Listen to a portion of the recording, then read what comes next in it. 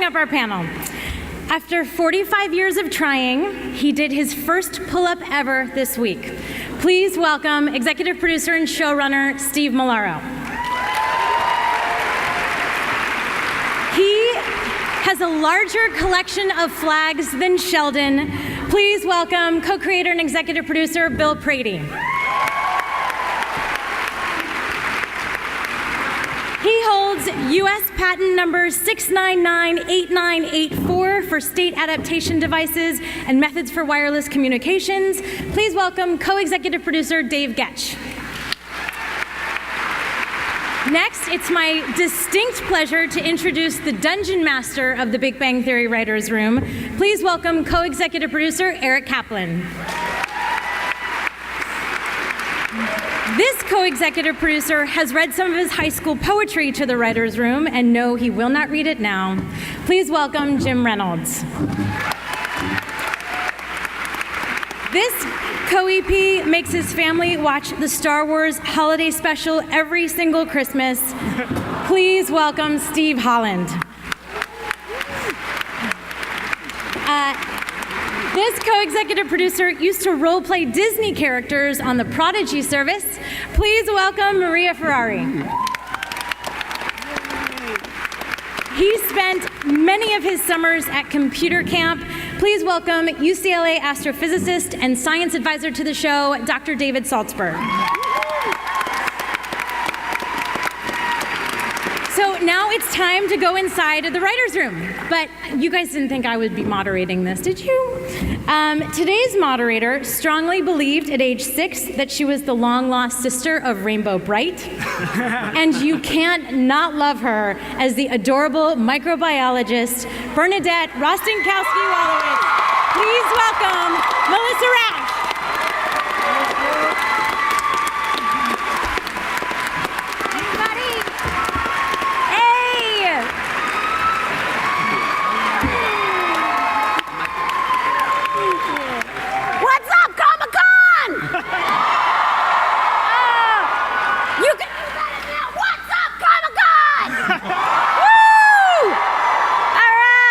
We're gonna have fun. Are you guys ready? Yeah!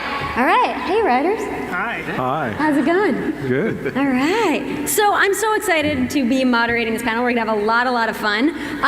We're gonna shake things up this year a little bit. I'm gonna ask some questions. You guys are gonna ask some questions. You cool with that?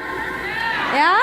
All right, cool. So if you guys want to start lining up to ask questions, I think there's some people, microphones to do so. And I'm going to ask a few questions, and then I'll throw to you guys, and we'll go back and forth. All right. Don't mess it up. All right, cool. All right. So I'd like to know, where do the story ideas come from? Well, we often make them up, and sometimes we will take them from our own lives. One that comes to mind involved you as Bernadette and Wolowitz. Do you guys remember the episode where Wolowitz comes back from space?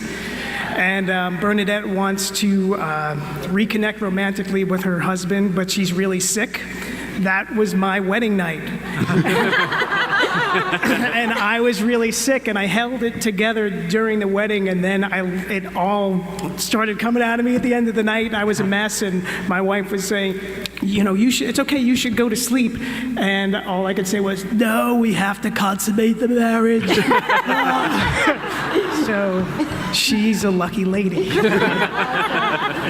And I believe the nightie I wore in that episode was the one you wore on your wedding. That is correct. You can see the mucus stains on it. It's beautiful. That was the week I discovered how tall you're not. That is true.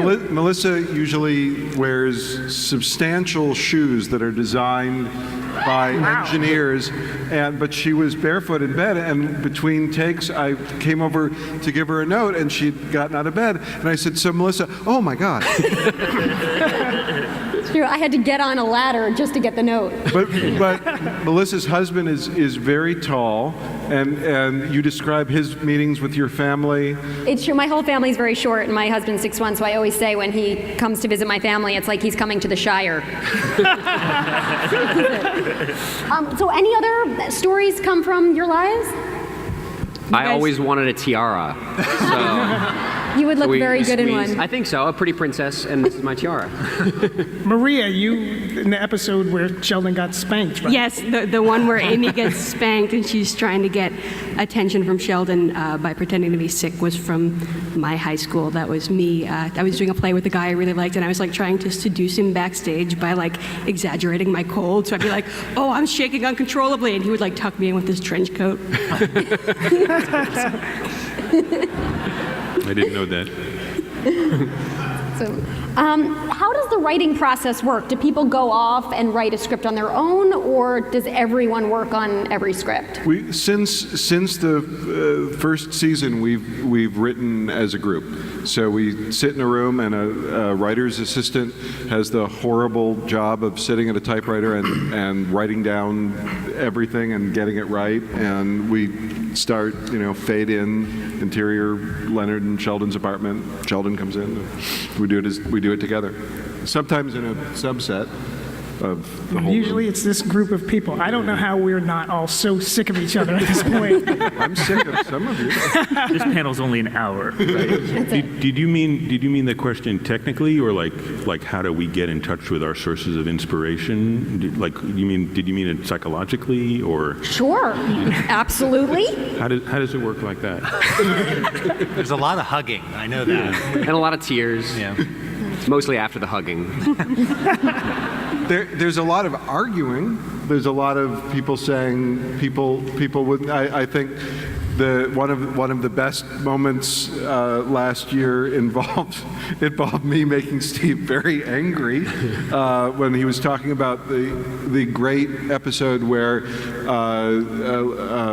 there's a letter from Howard's father, and there's a question as to what's in it, and Steve said, well, maybe there's a way to do it where we never find out what's in the letter. And I said, oh, you got to tell people what's in the letter. And then Steve said, remember, there are children in the room. He said, you're a bad person. You're really pissing me off right now with your rules. Now I'm going to find a way to do this episode where we don't know what was in the letter. And I think it's terrific. What's harder to write, the science or the geekery? Well, we have some help with the science by under the table. Believe it or not, we're all pretty comfortable with the geekery. I mean, the science comes sometimes sometimes we have ideas from articles we've read, or sometimes we, have a vague notion of science, or sometimes we put brackets that say science to come and we toss it over to Dr. Salzberg here for him to fill in some things. That's right. And it's maybe not as exciting as a wedding night or slopping, but I do read Physics Today. And sometimes we do our own research. Like, you remember we were looking for spider facts for something, for the Spider-Man joke? Like, what can... There was a joke where Sheldon was irritated by the Spider-Man theme song, Spider-Man does whatever a spider can, and he decided that there was lots of things a spider could do that Spider-Man couldn't. And then we had to try to find what those facts were, so we were all Googling things. And I found this website that was like, amazing true science facts about spiders. So I was reading them, and it's like, the tensile strength of a spider string contains more potential energy than the atomic bomb. And spiders live forever. I mean, they can be killed.